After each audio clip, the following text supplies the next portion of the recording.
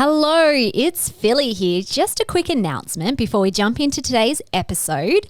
Natural Medicine Week, hosted by Australian Traditional Medicine Society, is coming up on the 22nd to the 28th of May. I'm a proud ambassador for Natural Medicine Week, which showcases all the many ways natural medicine can restore the body and mind with live online events run by qualified practitioners across Australia.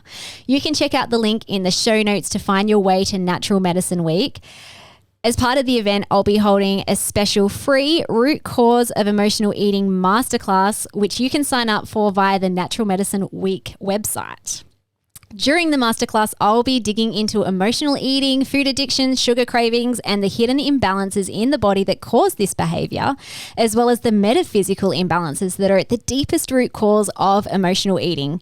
Hope you can make it. Okay, on to today's episode.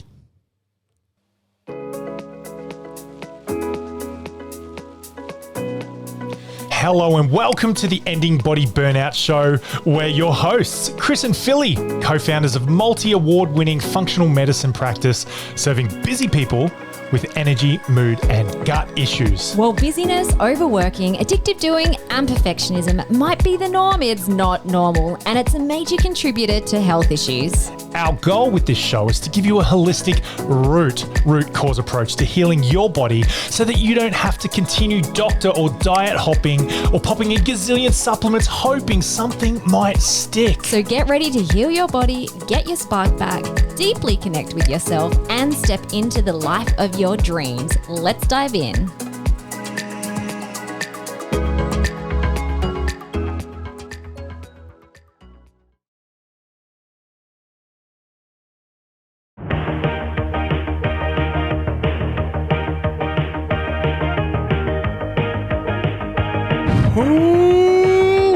Welcome everybody. Thank you so much for tuning in to the Ending Body Burnout Show. I'm Chris Billette and I'm so grateful to be here. I'm with my co-host Philippa. So today we're going to dig into a common pattern that many busy people run, which is a major contributor to body burnout, and that is people pleasing. We wanted to dig into this topic for many reasons, but in particular, next episode, we have a special client story to share with you. So one of our clients, Brian, was experiencing chronic headaches, brain fog, exhaustion, anxiousness, stinky body. We go over his ending body burnout story with him, and you'll discover that one of the deeper root causes was his people-pleasing pattern. So we wanted to really unpack what it actually means to be a people pleaser and how it is affecting our health today. Awesome. All right, guys. So let's dive into this. Super stoked that you're here with us. Today is going to be an absolute banger. Totally excited. Let us dive in. All right. So shall we chat about what actually is a people pleaser? Yeah, cool. I feel like there's many different types of personality tests that are out there in the world, and as a coach, I try and find the ones that really work for you as our clients. And if you are a coach and you're listening to this, you might have a different experience to me, and that's totally okay. I found that when it comes to understanding people pleasing, the Enneagram by Riso and Hudson is a really cool tool. If you feel like being a people pleaser is something that you really resonate with, check out the Enneagram Type 2, the helper personality. A Enneagram Type 2 helper, a people pleaser, if we just stick with the helper term, it's a beautiful personality. If this really resonates with this, you have a beautiful personality, empathetic at your core, compassionate, really feel with and for others, caring, concerned about their needs. I'm reading from Riso and Hudson's book called Personality Types here, and you might be outgoing and passionate or more introverted, but whatever you are, you offer friendship and kindness, thoughtfulness, warm-heartedness, you're forgiving and sincere. This is a real beautiful personality, and I think it's something at its healthiest, you have a lot to offer and give to the world. And I think that's beautiful. I think that's wonderful. Do you want to chat about just some dysfunctional ways people show up as a people pleaser? Yeah. I think that word itself is kind of a little bit negative. You always have a saying, nothing's bad until it is. So it's not bad to be loving and kind and caring and wanting to help people. It's not bad until it is. So when it starts becoming dysfunctional is when you're not serving your own needs, when your cup is getting very empty because you're overgiving and doing too much for other people. So there's a bunch of characteristics that we see, and I can resonate with some of these. I'm probably not the classical people pleaser, but my people pleasing can show up in really subtle and sly ways. But we'll share some ways that you can show up as a people pleaser. So difficulty saying no is a really big one, especially if in deep in your heart you actually want to say no, but you say yes. And you can usually feel that too, like within your body or your emotions, you'll feel some sort of dis-ease or tension when you say yes to something when actually you want to say no. Another one would be overcommitting. So taking on all the things. And that was definitely a pattern I used to run, especially before I started healing my body. Probably one of the reasons why my body systems broke down in the first place, because anytime I was asked to do something, and a lot of this stuff was for free, I was like, yes, yes, yes, I'll do it. Yes, yes. And it wasn't an issue until it was, but it took me away from my family. It wasn't helping to bring food onto the table, and essentially my body systems broke down. Another characteristic would be avoidance of conflict. So you might hear that as more, what is it? Not the people pleaser, peacemaker. Yeah. Again, peacemakers are not bad. In fact, we need them in this world. We need them actually more than ever. But if you're avoiding conflict because you don't want to upset someone else, yet inside your soul is breaking down, that can be an issue for sure. And I think we're going to talk about this later on, so I'll hold this one in. But just as you're listening to this, and as you've started to work with us, or as you've been working with us for a while, or listening to this podcast, you'll know that is a form of unhealthy suppression, and it's really, in a stressful situation, it's a flight or a freeze response to stress or a stimulation. Another characteristic would be you need approval from others. So whatever you do, you need to get that thanks or that gratitude or that well done or that you're awesome.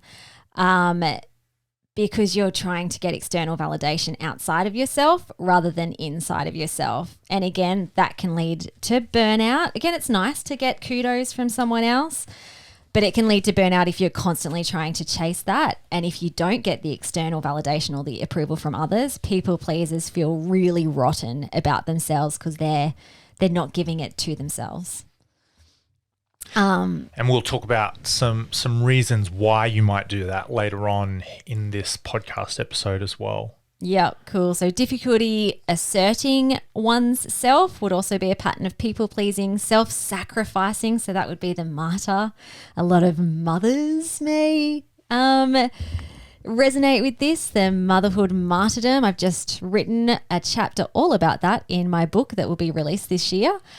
Feeling anxiety and stress is a bit of a subtle and sly one. So it could be more like you just have this constant feeling of anxiety inside of you because you're always feeling like you're not doing enough for other people, or you're not getting that external validation, and so you're constantly feeling icky inside your body. And we'll talk about reasons for doing that, or why you might be feeling anxiety. And anxiety itself is a label, which I'm not a massive fan of labels, and we'll unpack what's underneath that label.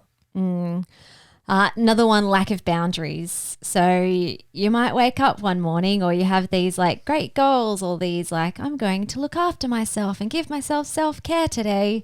But then everyone else's agendas get in the way because you lack boundaries or you don't prioritize boundaries that you've created for yourself because you're constantly trying to please other people. Or you don't realize that your boundaries are just being infiltrated or stepped over by others, and you don't respect your boundaries enough. And we've all got boundaries. You just might not enforce them or give yourself permission to let them be there.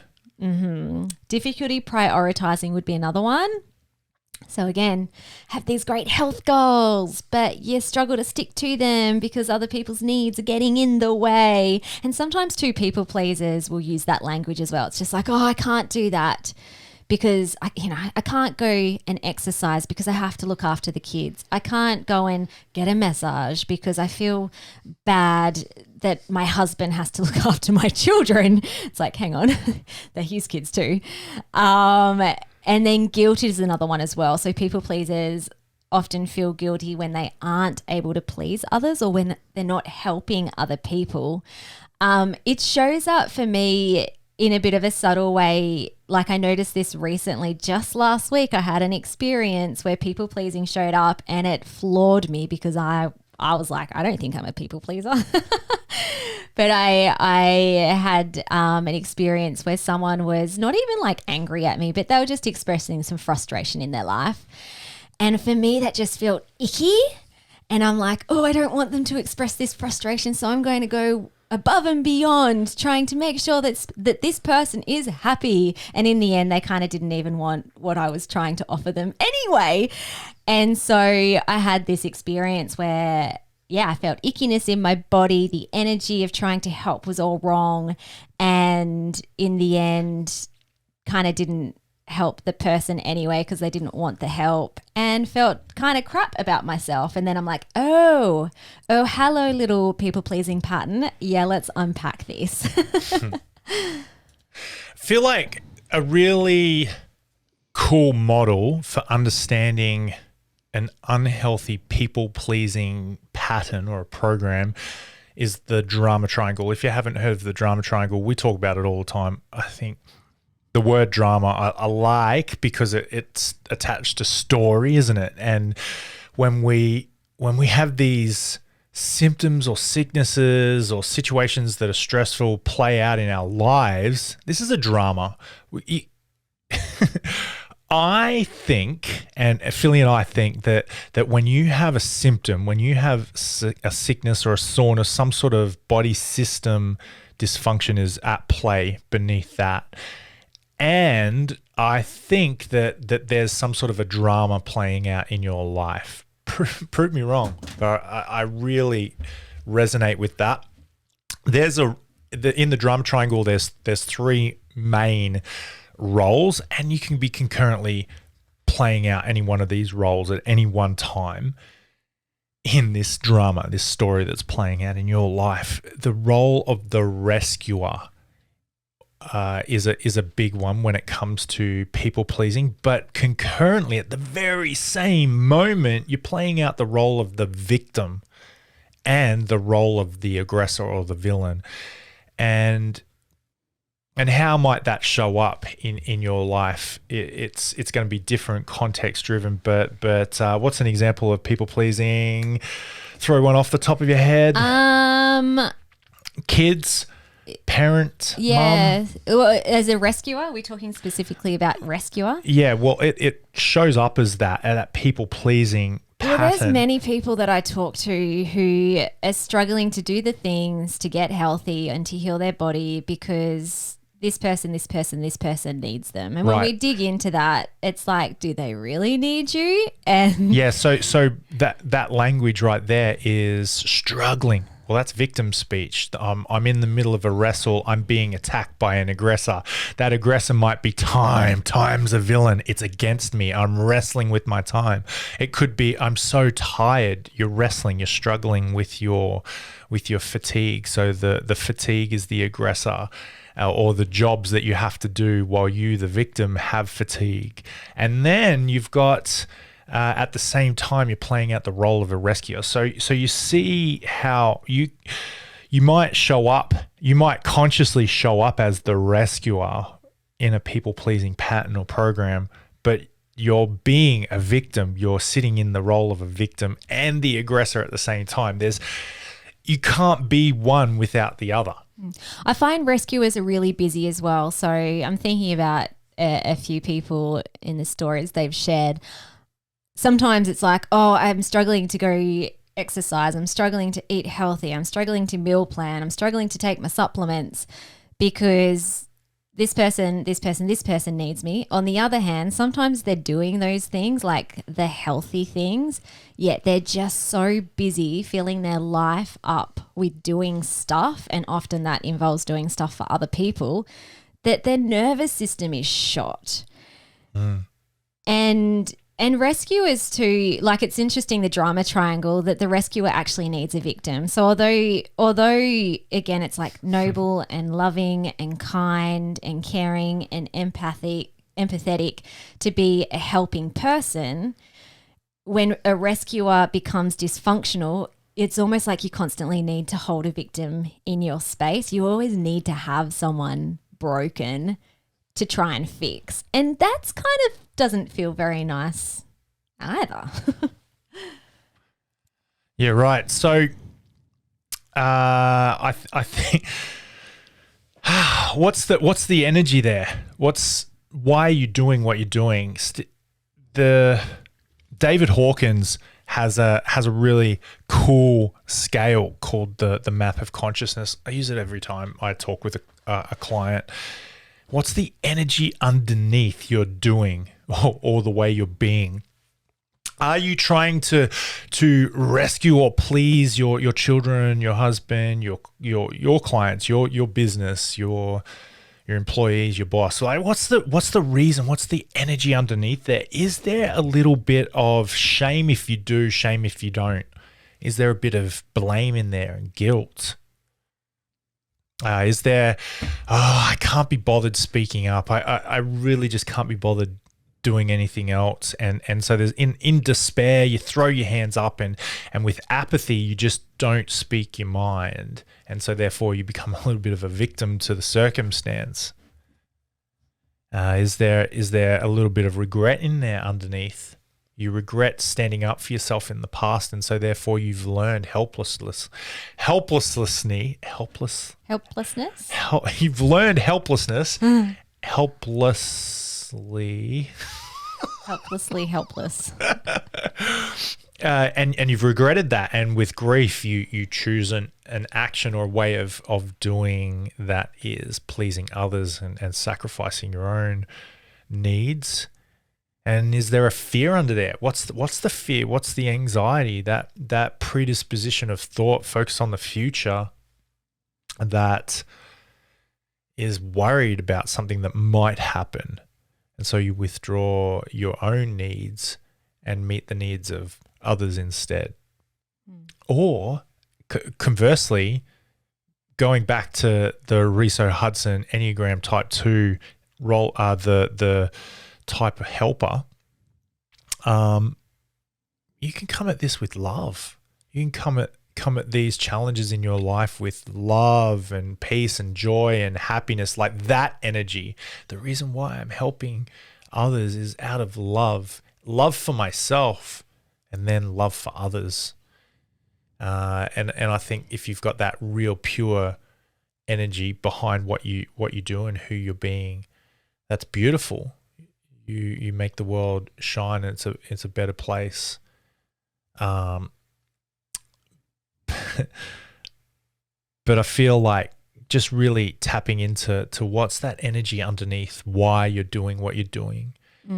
Because if the energy is more of the negative of like those first lot of emotions that you spoke about earlier, then that's showing up dysfunctional, is what Chris is kind of like showing. If it's showing up with love first and foremost for yourself, and then as an overflow of that for others, then it's like, oh, you're helping people in a healthy way. Love heals. Love. You can't have this dis-ease in the presence of love. Love makes it beautiful and makes it just vanish and disappear.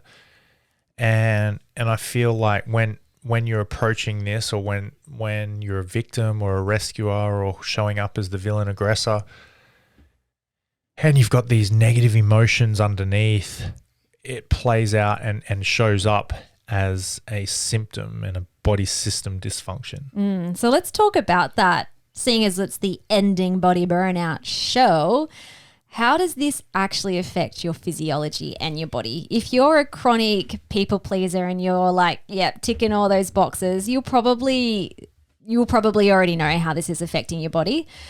But sometimes people are actually not that aware. So I want to talk about some specific body systems. All of these things we test and we recorrect in our practice, and they can get a pummel when you're saying yes to others way too often. So one would be your stress and your sex hormones can become really depleted, because if you're constantly running around trying to make everyone else happy and saying yes and overcommitting Stressful. to a lot of things, and your basket is just getting way too full, you're absolutely going to burn yourself out. You're not going to have that time to rest and recover and look after your own self first and foremost, or fill your own cup up. Do unto others as you would have them do unto you. So therefore that implies that you're loving yourself first. And if you're not doing that, your hormones, so cortisol and DHEA are your stress hormones. At some point, they will be secreting through the roof when you're doing. And then at some point, your body can only produce these hormones for so long, so they start to deplete. And as they're depleting, cortisol and DHEA also convert into your reproductive hormones, so estrogen, progesterone, testosterone.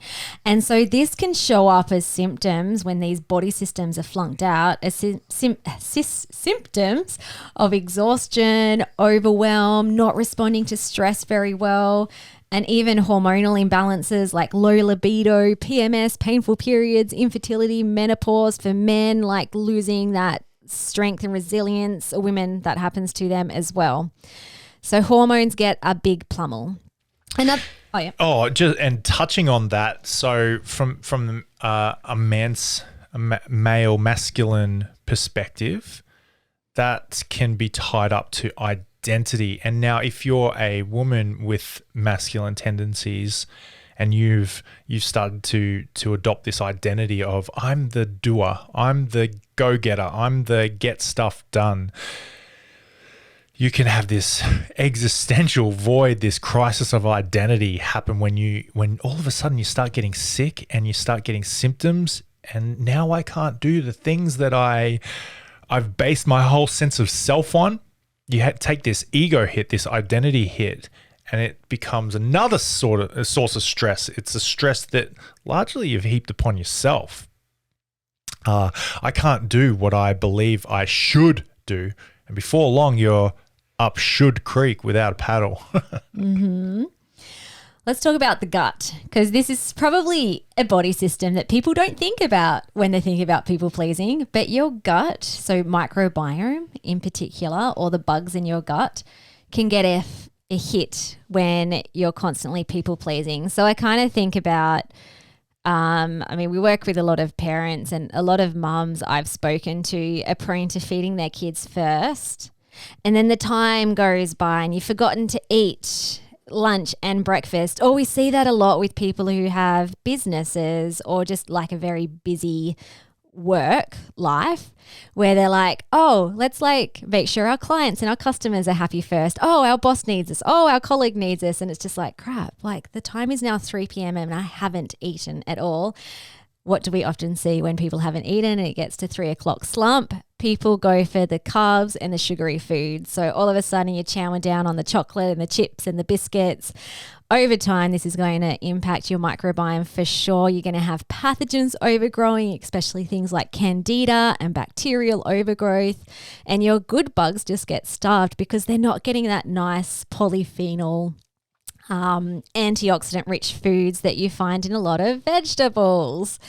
And so then this is going to lead to gut issues. And along the side of the gut and the microbiome, I often see digestive organ damage as well, because again, people are just like, oh yeah, kind of forgetting about the need to eat. And when they have that chance, you know, that 5 minutes or that 2 minutes to chuck something into their mouth in the car, they're chowing it down really fast and not allowing their body to rest and digest. So we can only digest our food effectively when we're still and when we're slow and when we're in our parasympathetic nervous system, which is that calm, relaxed state of being. And I think about like, why are you not in that state of being? Like, what's stressing you out? What compulsion should creak, right? We'd mentioned that. Stuck up should creak, and you feel like you have to, must do, need to, got to, and if the answer to this next question is I can't, then you have to ask yourself, well, why not? So the question is, why don't you just slow down? Why don't you just take a moment? Why don't you not do that thing? Or why don't you stop that thing? And if you say, oh, I can't, I couldn't possibly, well, then you have to dig in underneath that. Well, why not? Where does that come from? Now you're aware of it. Where's that all start? What's underneath that? What stories are you telling yourself? What stories have happened in your past that you're aware of that you can get some understanding about this pattern? And that's the work. That's where it all starts coming unraveled. You can start to tear up those old scripts that don't work for you, that lead to an ending that you don't desire. Start writing a new one. Because if you don't, from a digestive organ point of view, just to reel back to the body, it can absolutely affect your stomach acid production, your digestive enzymes, your bile. So all of these digestive juices help to break down the food that we're eating. And also things like SIBO, so small intestinal bacterial overgrowth, is really common for people who are not digesting food properly and whose digestive juices aren't flowing properly, because these juices actually act as a natural antibiotic. And so if you're in this chronic stress state where you're chowing down the food or not eating regularly, or in like a healthy pattern, then these things can occur. And that's going to show up as bloating, abdominal pain, heartburn, constipation, loose stools, all sorts of crappiness. And then that takes an ego hit as well, right? So it's like, I always need to go to the toilet. Actually, we've had clients where they're like, I need to like live near a toilet now because my urgent loose stools are happening 10 times a day. Who the heck even am I now? And I'm a potty person. And I think just letting you out, if this resonates with you, if this sounds like it's you, that's okay. It's not the end of the world. You can do things and not do things, and you can be a different way. So just letting you know that if this sounds like you, there's things that can be different in your life. Yeah. And so many body systems can get burnt out when you're people pleasing, but just two others I want to mention is mitochondria retraction. So the mitochondria are little organelles that live in your muscle tissue and they convert food into energy. Now, in order for your mitochondria to function at its best, you need to be physically active every day and get lots of oxygen into your system. So people who are like people pleasing, doing, busy, often are like chest breathing for one. So you're not actually getting good amounts of oxygen into your body. But also too, it's like, oh, I don't have time to go for that walk or to go to the gym or to do that yoga or Pilates session because I have to look after my kids or I have to do this for my client or my boss needs this. And so over time, these little organelles can literally just kind of like flunk out. And mitochondrial issues is really common with people with fatigue and weight issues. If you're not burning food into energy, where does it get stored? Fat tissues, and just a general feeling of blandness. And the other body system is the nervous system, which is huge. The nervous system is connected to all of these other body systems. So it's constantly going to be dysregulated if you're in that unhealthy people pleasing pattern where you feel like it's scary. It's scary if you don't people please. And so then you're constantly people pleasing with fear and anxiousness below the surface. And then you get stuck in that overdoing pattern as well. All right, shall we dig into some root causes of people pleasing? So we've talked about what it actually looks like, so some characteristics of people pleasing. We've talked about drama triangle. We've talked about how the body systems get a hit, but why do people actually start people pleasing in the first place? Stories. There's usually some sort of a story, some sort of a background story that's happened or happening. And if you listen to the words that people will say, if you're driving, don't do this. But if you're sitting down at a desk or something, maybe just pause this and write down a can't statement, or write down a couldn't statement, or a must, or a should, or something like that. Write down that at its core in the textbook of coaching is a limiting belief. It's something that stops you from doing something or making progress towards your desired state. So if you write that down and you really think about it, what's the energy? What sort of words have you got? Is the story or the limiting belief or that statement that you've got that can't do, shouldn't, should, or have to, that reason why you're pleasing others? Like, what's the energy underneath that? Is it more about apathy for yourself? You really can't be bothered doing stuff for yourself, and why is that? Where did that all come from? What's the story there? What's behind all that? I think really getting to know what's behind that origin, I think that's a really key component to getting better. And a lot of people think, the fast track is supplements. The fast track to get better quicker, dope me up on dopamine and 40 supplements a day. Enhance my DHEA by giving me DHEA. We don't do that in Australia because it's illegal. give me a testosterone replacement therapy. Is it that, or is there a quicker way? And usually what we find is the quicker way is by the root cause way. The root cause way is by looking at the stories that you tell yourself, reframing them, seeing a different way, building out new boundaries that actually work for you now rather than when you first set them. So like talking about stories, so any dysfunctional pattern or behavior that you have, any health issue that you have, there's always a belief underneath that. Always. And so a lot of the times it's things like, I don't feel like I'm good enough, I'm not worthy, I'm not lovable, I'm not capable, I'm not strong enough, I'm not successful enough, I'm different, I don't belong. Lovable is a huge one that we see, like a core dysfunctional belief, which is often hidden as well, is this deep scary belief that actually if someone really knew the real me, at my core, I am deeply unlovable. And this is really, really common in people pleasing because they're constantly trying to please other people so that they can receive that love back. But it's really dysfunctional because it never actually solves the issue, because that love has to come from within yourself.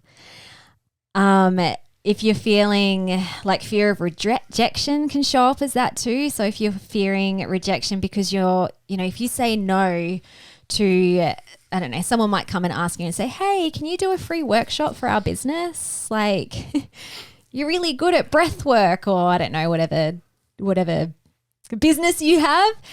And you're like, free? Oh my gosh, I've got so much to do, including my family and serving my clients. But if I say no to these people, then they're going to think I'm the worst person ever. They're going to think I'm so selfish and greedy if I ask to charge for my time.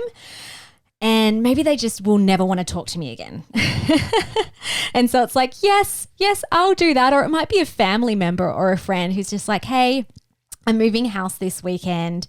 Can you help me? Now, if you're in such a state of fatigue that you're like, oh my gosh, my heart of my hearts, I would love to go and help them move their house this weekend. But I know that when I do even more than 30 minutes of physical activity, I am wiped out for the next 20 minutes.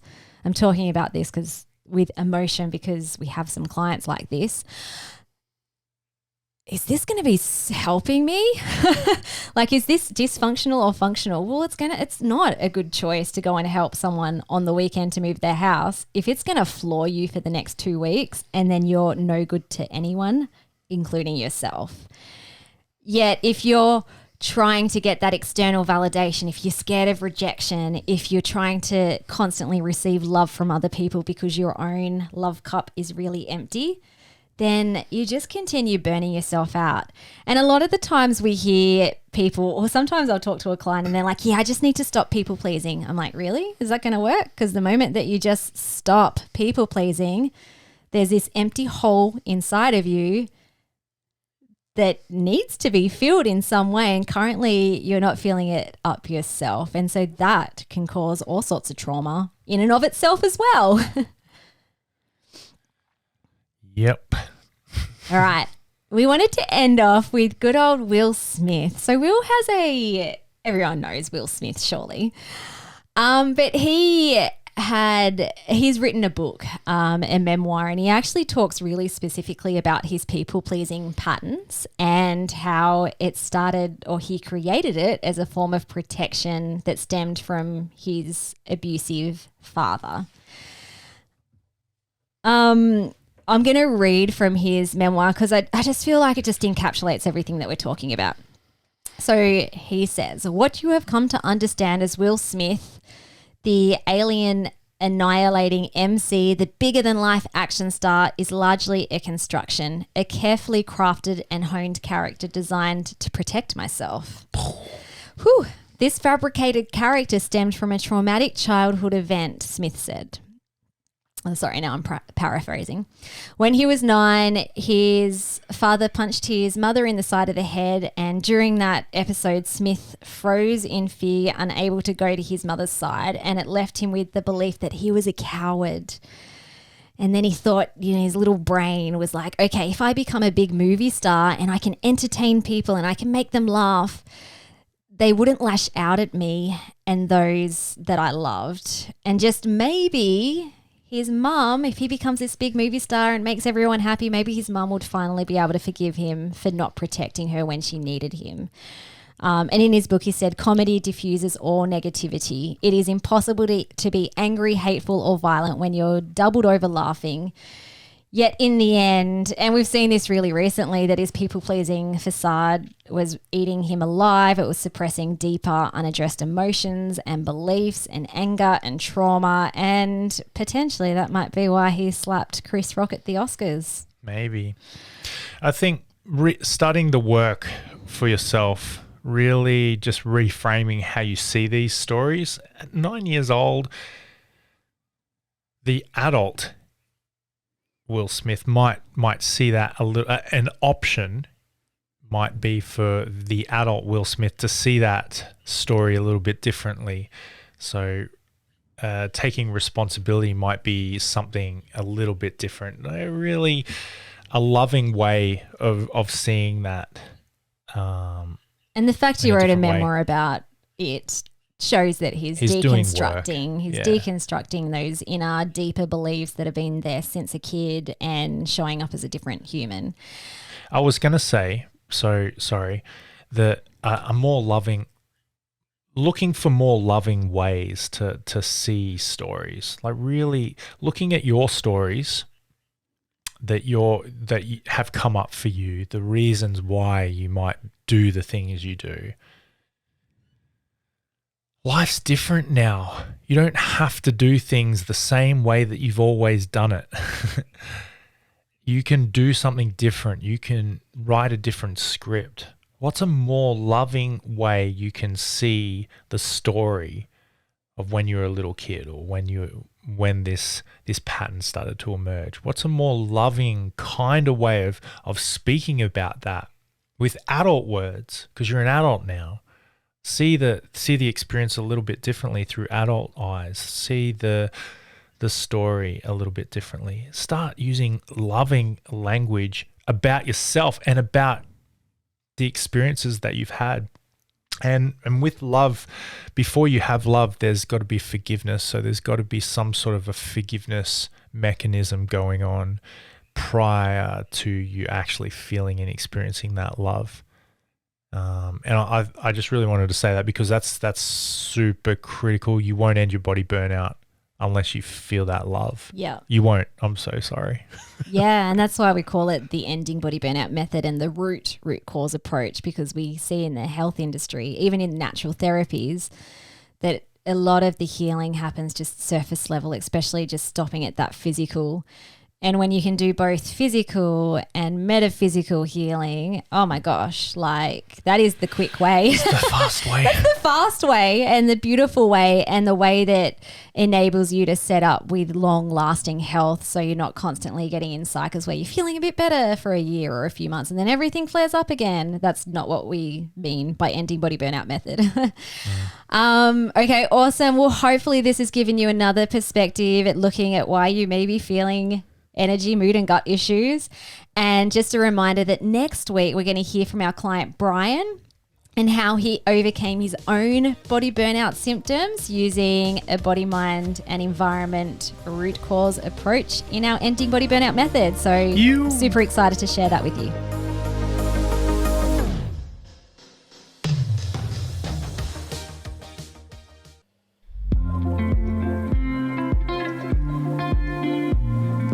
Thank you so much for listening. We so appreciate you. If you'd like to give us extra smiles, drop us a review and spread the love by sharing this episode. You can also rate your own state of burnout and the root cause contributors by taking our ending body burnout assessment on our website.